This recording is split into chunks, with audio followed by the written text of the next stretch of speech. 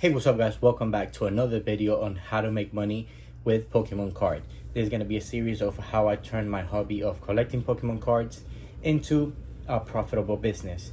Today we're going to be talking about on how to source cards, how to find cards to make profit on, because it's not always about lowballing someone and getting a good deal.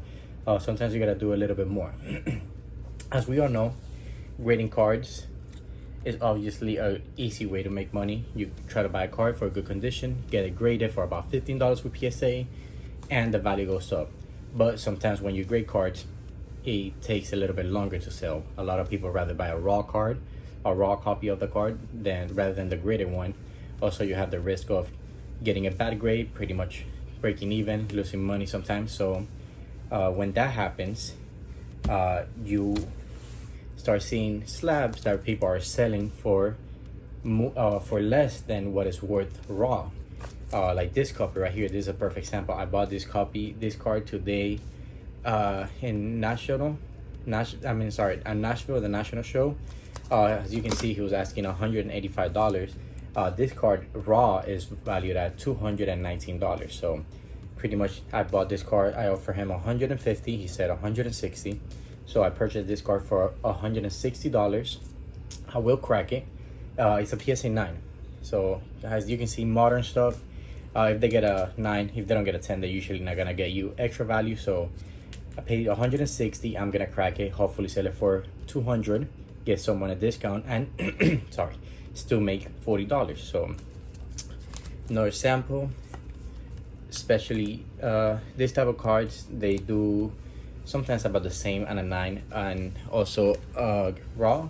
This copy last sale was $275. They have done as low as $228. This card raw is worth $300. This is another card. I purchased this for $220. So there's another card that I will be cracking and selling raw, because at the end of the day it's still a near mint copy of the card. Same, doesn't necessarily have to be modern. Sometimes it happens with some vintage stuff as well. This Arcanine from Aquabalist Reverse Holo, on a CGCA last sale was $28. I paid $20. The raw copy of this card of near mint condition, as you can see, CGC puts it as near mint, is $50. We also have this Arcanine from Sandstorm, also on a CGCA. Last sale was $18. I paid $15. Last raw sale was $35. And then also back to some modern 9.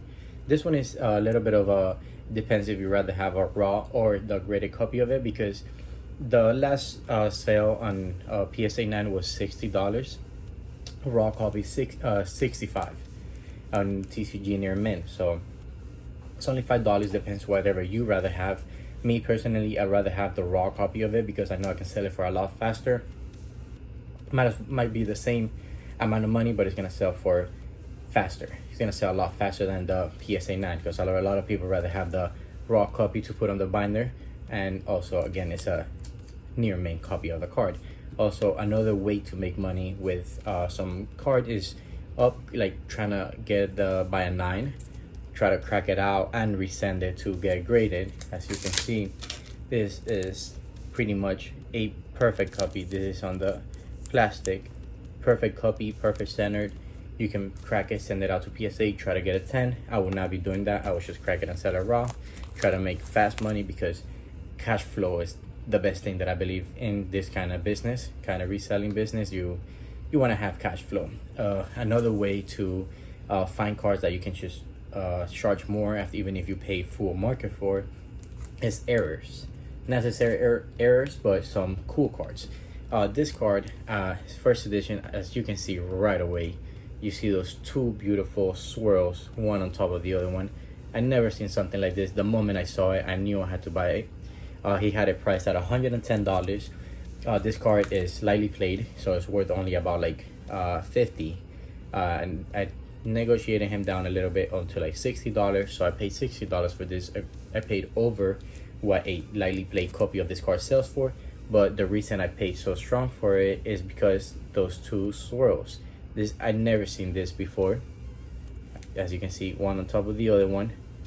This is something rare. This is not something you're gonna see every day. So I paid a little bit stronger on this. So I'm gonna be asking a big premium for this type of card, because if you're an heir or like you would like to have like special things, you're gonna pay a lot of money for something like this, because you will never see this again. I at least had never seen it, and I googled it and I didn't see any other photos of any other card with it. So this one will take a big premium. It's also first edition.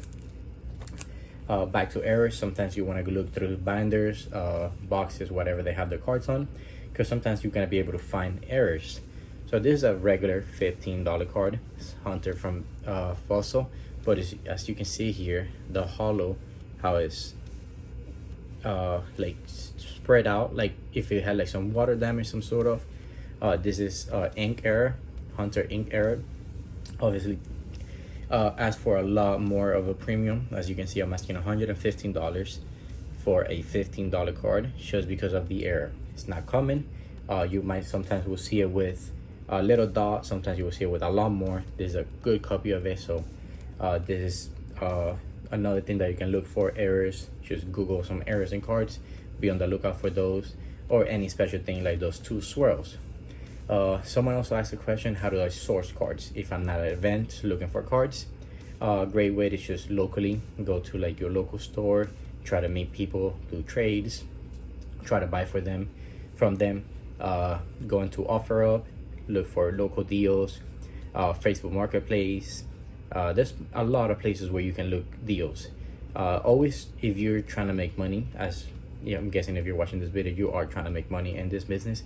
I stick to paying for lower end, cheaper raw cards.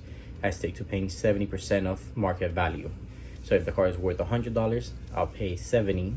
Like that, I can have a profit of $30 maximum. Or even if someone tries to get a deal, give them selling for 90, make 20, and pretty much like that. Sometimes you're not gonna be able to buy it for 70. I don't always buy for 70. Sometimes if I'm low in inventory and I need to buy, I'll pay a little bit more, just depending how my inventory is. That's why I always try to want to sell. You don't try to never need to sell, because if you need to sell, you're gonna go give a bigger discount. You're gonna go, your inventory is gonna go down. Then if your inventory is gonna be down, then you're gonna be desperate to buy.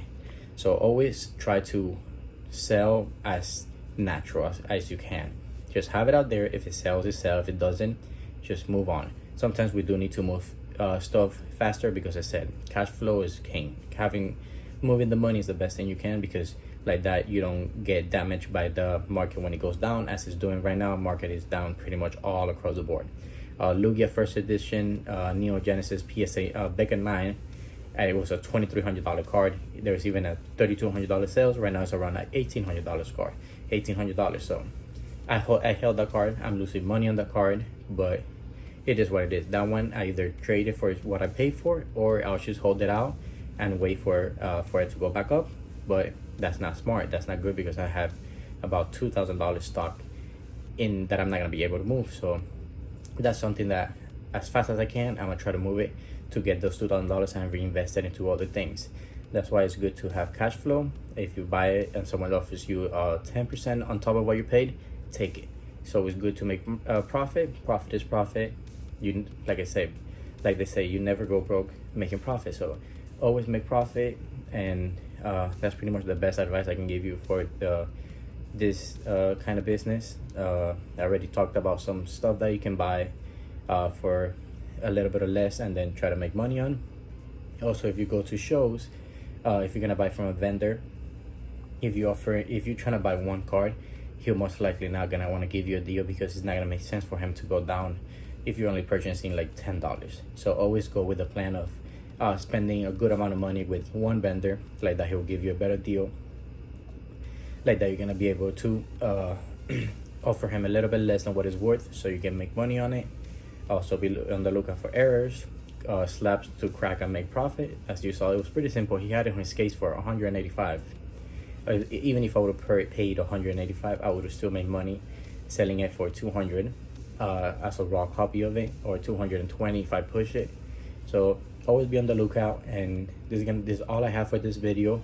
So I'll see you guys on the next one, next advice. If you guys have any questions, please let me know in the comments as you did on the last video. Any questions that you guys have, let me know and I'll try to help you guys out. See you guys in the next one.